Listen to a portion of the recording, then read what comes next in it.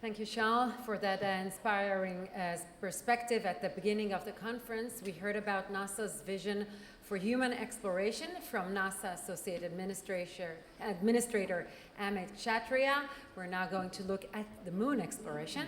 Just a few days before the exciting launch of Artemis' second mission, it is my pleasure to invite to the stage NASA astronaut Randy Komrade Bresnik, former commander of the International Space Station and currently assistant to the chief of the Astronaut Office for Exploration, where he leads the development and testing of the systems and the missions that will operate beyond low Earth orbit as part of the Artemis program. We're honored to have you with us, Randy.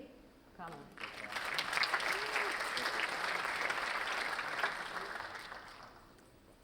Shalom. All right.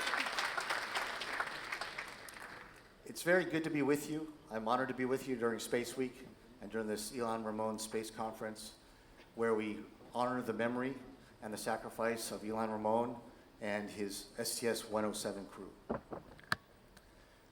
Just last week at the Johnson Space Center, at our memorial tree grove, this is a picture of the memorial tree of Ilan Ramon, where every year we pay tribute to him and his crew members, remembering the sacrifice they made and all the astronauts who have perished during space exploration.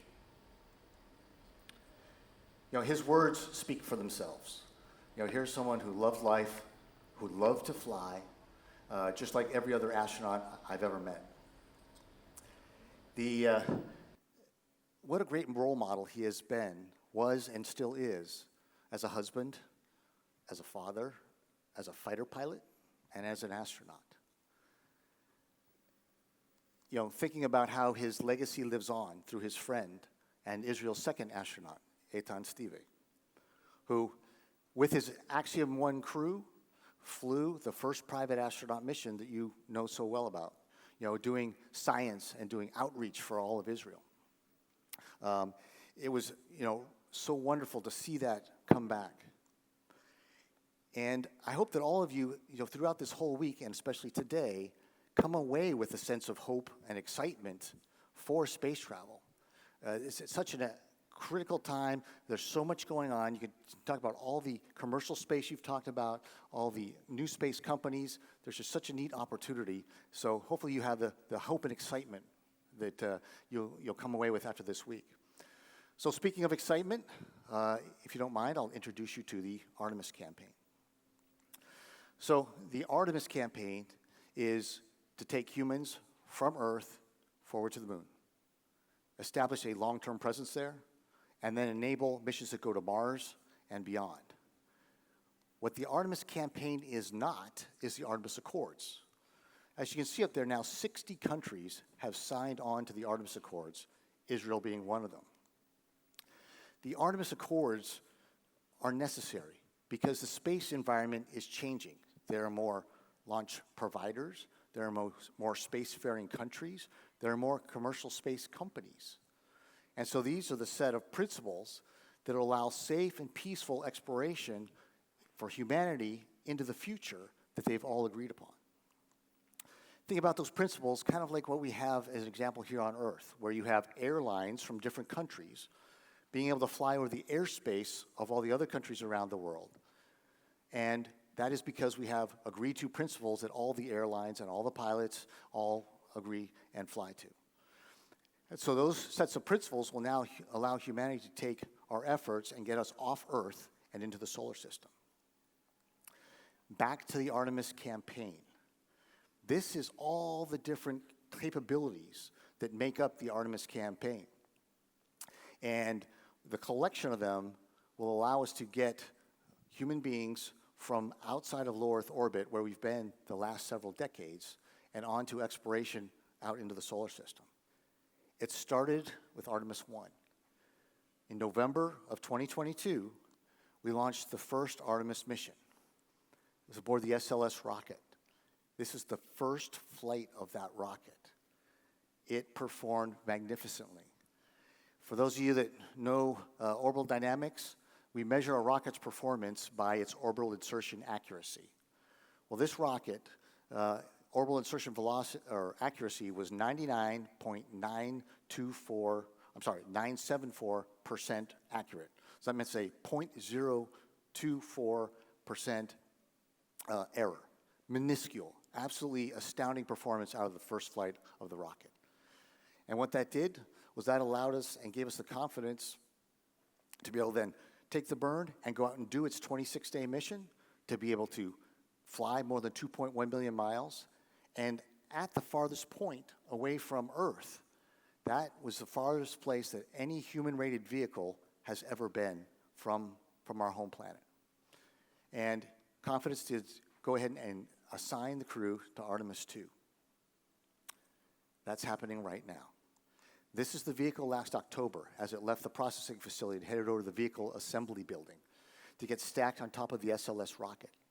Then the access platforms came away, and we rolled out of the VAB just last week on its way to the launch pad. About 4 miles, took a little under 12 hours, and now it sits on the launch pad, ready for launch, hopefully within the next 9 days as the start of the launch window. The crew of Artemis 2 consists of Reed Wiseman, Victor Glover, both Navy test pilots, Christina Cook, a NASA and American engineer, and Jeremy Hansen, Canadian fighter pilot.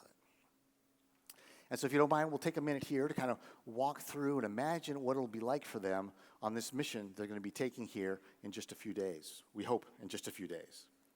So on launch day, they're going to walk out of crew quarters.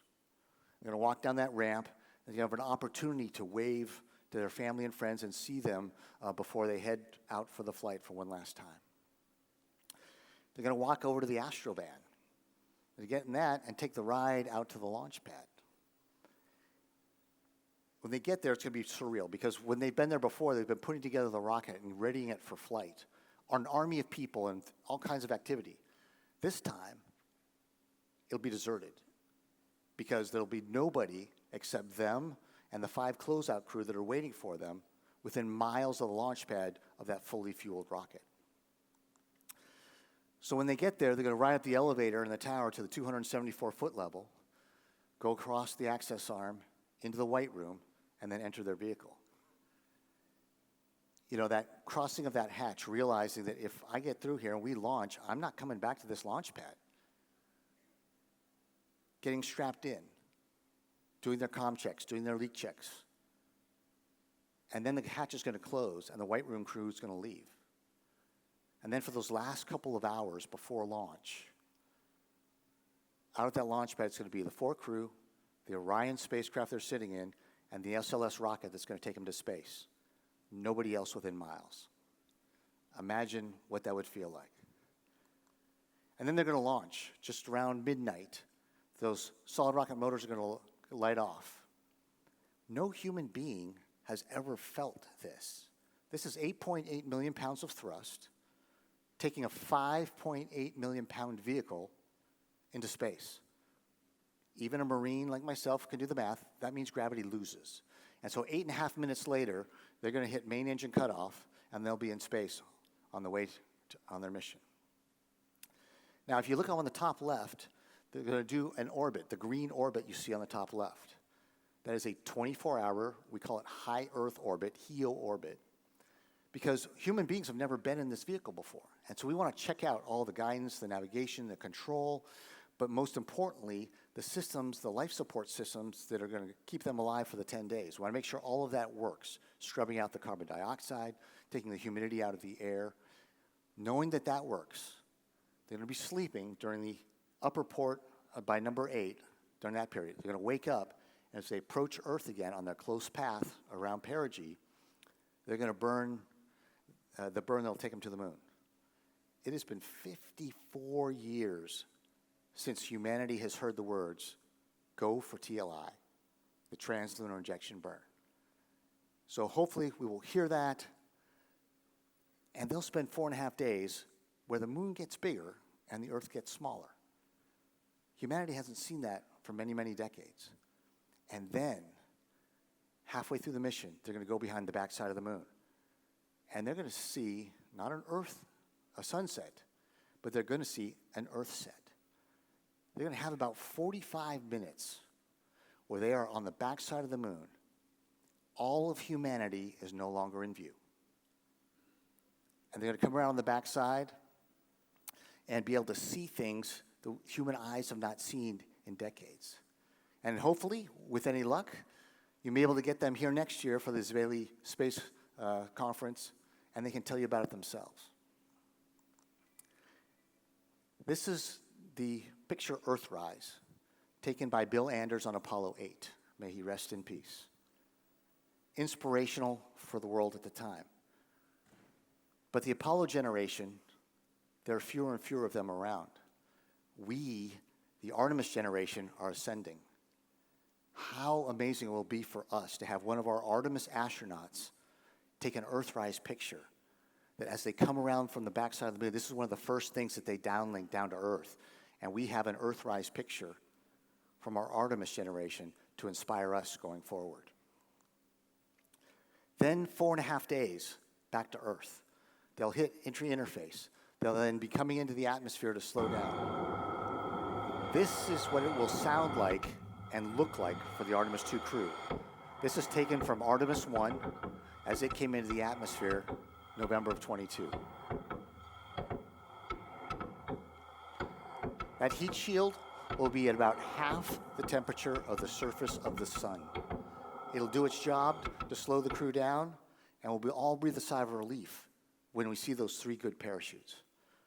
And then we start egressing the crew onto the raft, onto the helicopter, and back to the boat, knowing their mission is complete. Because that will allow for the next giant leap, Artemis 3, where humanity again will touch the surface of the moon. On the far right is the Starship, which is our planned vehicle for this lunar landings. As you can see, the tallest spacecraft we have to launch to date. The booster on the bottom side is 80 meters tall. The ship on top is at 50 meters tall.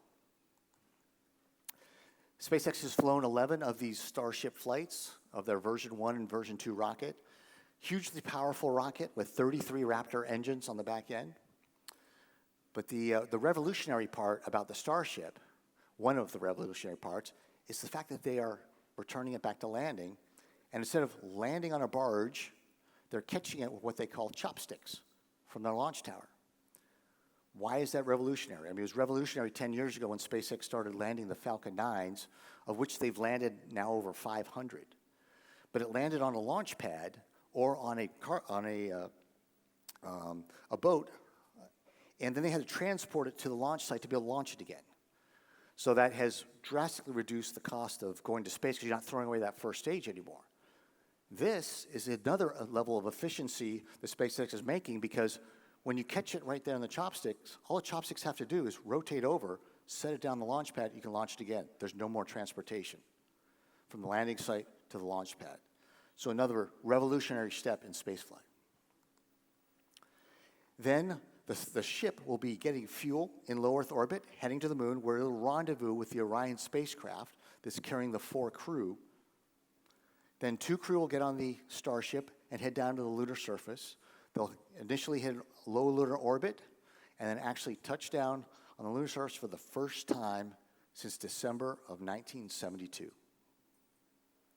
There's an elevator. They'll come out an airlock, they'll get in an elevator, ride down to the lunar surface, and step out for their spacewalks, or we call EVAs. And imagine where you will be when this moment happens. You know, talking to folks that were around for Apollo 11, it seemed like everybody, if they're a guide, everybody will know exactly where they are and what they were doing when this moment happens. And we look forward to that happening very soon. We can't do these spacewalks without a new spacesuit. We have the Axiom company that is actually testing and developing this new spacesuit. We have astronauts and engineers that are actually getting in the suits. This is running in one of the exploration suits on the left side at 5 kilometers per hour. Notice it doesn't look that difficult. You know, the right side is walking up the 20-degree incline. It's not that difficult because the suit, and you see those yellow straps, it's an offloading system. So while the suit weighs 350 pounds and the astronaut maybe about 180 pounds, The offloading system makes it so that you're 1/6 of Earth's gravity. And so you're bouncing around just like the Apollo astronauts did on the lunar surface. We're also weighing out the suits and going underwater in the neutral buoyancy lab, so they're at 1/6 Earth gravity. Where we have sand simulating regolith, we have rocks. We can even put the lunar landers in there so we can check out how to descend to the surface, how to ascend, how to work the tools. After Artemis 3, we'll be able to move on to Artemis 4, where we'll start building humanity's outpost in lunar orbit called the Gateway. The international partners you can see on the screen are part of the partnership that will be building this and taking the partnership that has been existing in low Earth orbit with the ISS for the last 25 years, and we'll be moving the international partnership to beyond low Earth orbit. Artemis crews will then take their Orion, dock to Gateway, and then head down to the lunar surface in the lunar lander. And then when they come back, they can do extended missions aboard the Gateway, doing science and missions that are actually in deep space instead of low Earth orbit. Artemis 5 adds even more capability to the Artemis program, where we have now the Blue Origin company and their New Glenn heavy booster that just had its first flight last January, so just a year ago, followed up by its second flight just this past November. That, like the Starship booster, was now to carry very heavy cargoes and landers off of Earth. What's super relevant about this one is that they launched, and on their very second flight, they landed that booster on a barge. And they plan to use it again for their Mark 1 lander, which is this. They have a smaller scale lander that they plan to, this is a company objective, not a NASA requirement, where they want to go fly this smaller size lander to the moon to be able to demonstrate the capability before they then go ahead and start landing their Mark II lander, which is the human-rated one. Interestingly, both SpaceX and Blue Origin, they are required to do an uncrewed lunar landing with their landers before we actually put humans on it and go for a lunar landing. So expect that before any dates you hear about for people landing on the moon. Additional capability, to be able to get the astronauts from just walking distance from their lander, we have 3 companies that have been working with NASA to develop their concepts, and we'll be selecting 1 or 2 of them relatively soon, that allow astronauts to extend the distance from their lander to do science. Now, these are open-air rovers, where they'll be in their spacesuit, and so they have a limited amount of time that they can go away from the lander. But then additional capability coming from our Japanese partners is the pressurized rover. Well, they'll be able to drive for a couple weeks away from their lander in shirt sleeves, get to a science site, put on their spacesuits, go do a spacewalk, do the geology science, get back in, and then drive to the next site. So huge amount of transportation and infrastructure that we're adding as we do our sustainment and building of capabilities. Certainly, this additional capability of landing heavy cargo is an important part of it. This is just one company's design and offering to that capability, but we've got to get that pressurized rover there. We've got to get the habitats there. And so we need a heavy cargo capability to do that. And then the Artemis missions will go from sortie missions with 2 crew to sustained missions with 4 crew. And that's when we'll really start seeing the capability to be able to work towards the point where we have humanity permanently on the lunar surface. Because everything we do here, close to home, enables the ability to go here, far from home. Here's a graphic that shows you all the things we talked about, where we map all the things that turn a lunar exploration mission into a Mars reality eventually. Couple final thoughts. You know, this is again the Earthrise picture. And I look forward to the Artemis Earthrise picture coming up here maybe in a couple weeks if we can launch here in this February launch window. But imagine another Artemis Earthrise taken by maybe one of the young people in this room, taken from somewhere else like Mars.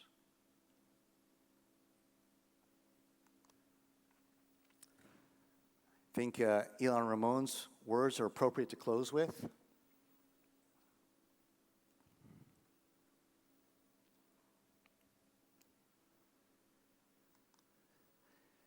And this is a few pictures I took from space. And here we are looking down on Tel Aviv, where we're sitting right now at the conference that pays homage to Ilan Ramon.